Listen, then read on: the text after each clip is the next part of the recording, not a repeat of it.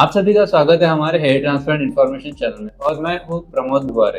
तो गाइस, मैंने करा है हेयर ट्रांसप्लांट और मैं आज आपको एक बहुत ही इंपॉर्टेंट इन्फॉर्मेशन देने वाला हूँ। वैसे तो इसके पहले भी हमने काफ़ी सारे वीडियो डाल चुके हैं, लेकिन ये वीडियो जो है बहुत इंपॉर्टेंट है इसलिए क्योंकि मैं आज आपको बताने वाला हूँ हेयर ट्रांसप्लांट के साइड इफेक्ट। तो देखिए, बहुत सारे वैसे तो बहुत सारी चीज़ें होती है और रिसेंटली आपने देखा होगा कानपुर का जो इंसिडेंट हुआ है साइड इफेक्ट को लेकर, जहाँ पे उनकी डेथ हो गई है इंजीनियर की।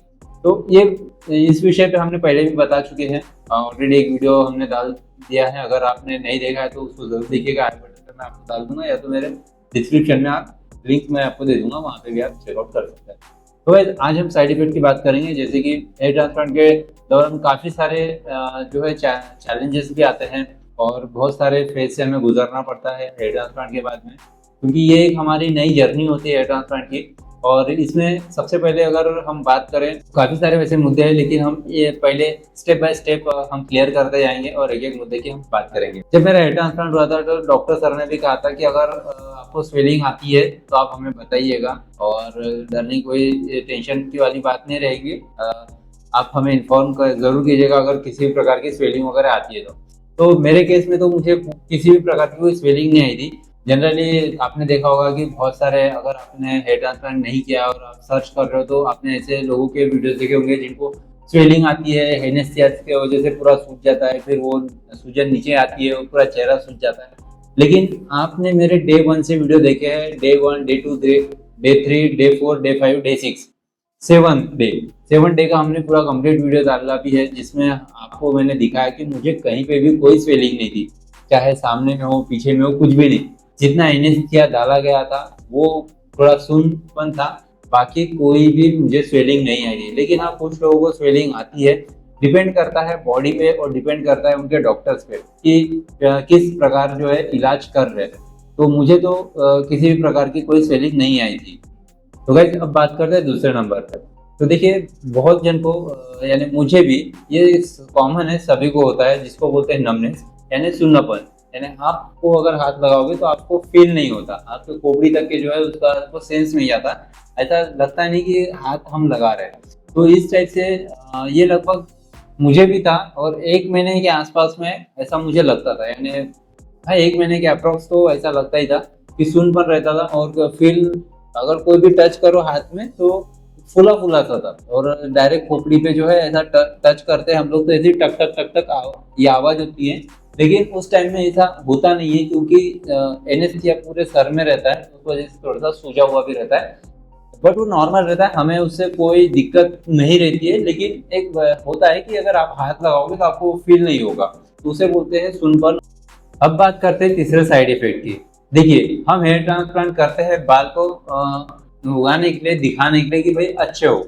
लेकिन क्या होता है ना कि आपका 2-3 महीना, 3 महीने के आसपास में आपका 2 महीना तो अप्रॉक्स शेडिंग फेस चलता है।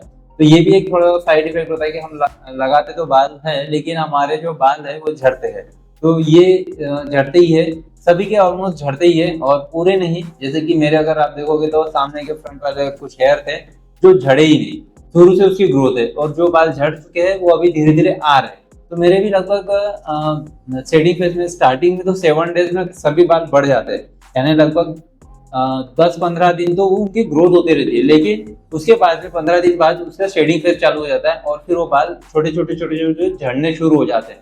ऐसे करते करते लगभग 2 महीना तो झड़ता ही है, 3 महीने में भी झड़ते रहते हैं, लेकिन तब कम हो जाती है संख्या। और जो बाल अभी बचे हैं, डॉक्टर सर ने हमें बताया कि ये भी बाल धीरे धीरे झड़ेंगे, लेकिन हमें पता नहीं चलेगा क्यों, क्योंकि तब तक के हमारे जो पहले झड़ चुके हैं बाल 15-20 दिन के बाद में हेयर ट्रांसप्लांट के बाद, वो बाल जो है आने वाले हैं। तो इस वजह से हमें इसके बारे में पता ही नहीं चलेगा कि ये कब झड़ेंगे, क्योंकि बाल ऑलरेडी काफी घने हो जाएंगे। तो लगभग डिपेंड करता है बॉडीज के ऊपर में भी, और डिपेंड करता है आपके इम्यूनिटी स्ट्रांग कितनी है और आप किस प्रकार की मेडिसिन वगैरह आपको दी गई है, इन सब चीज़ों पे भी डिपेंड करता है। तो फिर भी 60-70% तो गाइस बाल झड़ ही जाते हैं, जो मेरे भी झड़े थे। लेकिन अब जो है अब बिल्कुल ठीक है और अभी अच्छे खासे बाल आ रहे हैं। तो छोटे छोटे बाल है जो कि 4 मंथ में भी उनकी ग्रोथ दिख रही है। तो वैसे अब बात करेंगे साइड इफेक्ट नंबर 4। तो गाइस, हेयर ट्रांसफर करने की 2 प्रोसीजर है, एक है एफयूई और एक है एफयूटी। एफयूटी में क्या होता है ना कि एक पट्टी निकाली जाती है बालों की, जो हमारा पीछे का डोनर एरिया होता है यहाँ से, लेकिन इसमें निशान छूट जाता है एफयूडी में। लेकिन अगर आप एफयूडी से जो करवाते हैं तो आपने जैसे मेरा वीडियो में देखा होगा कि एक छोटे छोटे जगह से बाल निकाले जाते हैं, यानी बालों के बीच में के बालों की जड़ें निकाली जाती है, जिसकी वजह से ऐसा आपको पट्टा नहीं दिखाई देगा कि इस तरीके से बाल निकाले, और ये बाद में जो है अच्छी तरीके से ढक भी जाता है। आखिर ढक तो वो भी जाता है, लेकिन वो एक अच्छा लाइन नहीं दिखता, लेकिन इसमें जो है नॉर्मल तरीके से एफयूवी में निकलता है। तो आप लोग अगर हेयर ट्रांसप्लांट कराते हो तो एफयूवी की कराइएगा, जिससे आपको डोनर एरिया काफी अच्छा रहेगा और अच्छा दिखेगा भी, जिसमें आपको कोई प्रॉब्लम नहीं होगी। हम बात करेंगे इन्फेक्शन की। तो देखिए, हेयर ट्रांसप्लांट होने के बाद इन्फेक्शन का खतरा तो रहता ही है, क्योंकि आपके डोनर एरिया से सामने में बाल लगाए जाते हैं, तो इसलिए यहाँ पे भी और पीछे में भी दोनों तरफ इन्फेक्शन होने का खतरा रहता है। वैसे तो अभी आज के टाइम में इतनी एडवांस मेडिसिन हो गई है जिससे आपको साइड इफेक्ट नहीं होता है। एंटीबायोटिक काफी सारी आपको दवाइयाँ दी जाती है जिससे किसी भी प्रकार का कोई इन्फेक्शन ना हो, और आपको टाइम टू टाइम ड्रेसिंग भी करना होता है, जो कि एंटीबायोटिक होता है, उससे आप ड्रेसिंग भी करते रहते हो और गोलियां भी शुरू रहती है। तो आज के टाइम में तो इन्फेक्शन होता नहीं, फिर भी डॉक्टर बोलते हैं अगर किसी भी प्रकार की कोई प्रॉब्लम रही तो पहले डॉक्टर को इन्फॉर्म करो। तो ये चीज आपको भी याद रखना है, कोई भी दिक्कत आए तो जहाँ पे आपने हेयर ट्रांसप्लांट किया उन्हें जरूर एक बार कॉल। अब बात करते हैं नंबर 6 साइड इफेक्ट की।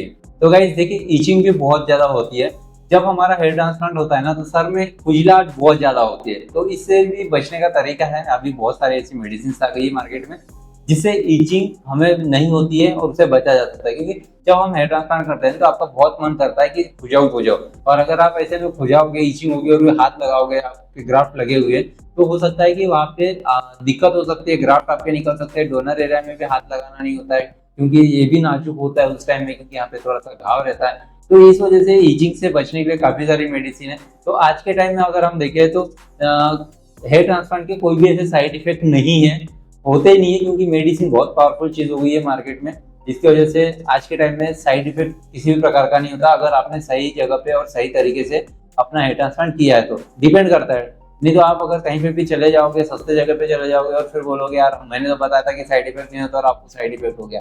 तो डिपेंड करता है कि डॉक्टर किस लेवल के हैं। आप डेंटिस्ट के पास तो हेयर ट्रांसप्लांट करने नहीं जा रहे हो, जैसे कानपुर की घटना हुई है ना, तो आप किसी भी डॉक्टर के पास जाइए, उनकी डिग्री पहले चेक कीजिए कि वो सर्जन है या नहीं है, डर्मोलॉजिकल है क्या नहीं है। तो ये आपको चेक करना बहुत जरूरी है। इसमें शर्माने की कोई बात नहीं है, क्योंकि आप लाख रुपए दे रहे हो अगर हेयर ट्रांसप्लांट करने के लिए, तो आप बिंदास उनकी डिग्री तो पूछ ही सकते हो, और वो बताने अगर सही है तो आपको वो बताएंगे ही। अगर फर्जी है या किसी प्रकार का झोल झाल है तो भाई वो आपको डिग्री नहीं बताएंगे और आपको बोलेंगे करना है तो करो, नहीं तो मत करो। तो ऐसी जगह पे करना भी नहीं है। तो इन चीज़ों का आपको ध्यान रखना है और बी केयरफुल और अवेयरनेस रहिए, और ज़्यादा से ज़्यादा सही जानकारी लेते रहिए। और हमारे चैनल को अगर सब्सक्राइब करते हो, सपोर्ट करते हो, तो हम आपके ऐसे इंफॉर्मेटिव वीडियोस लाते रहेंगे। तो गाइस मिलेंगे नेक्स्ट वीडियो में, तब तक के लिए आप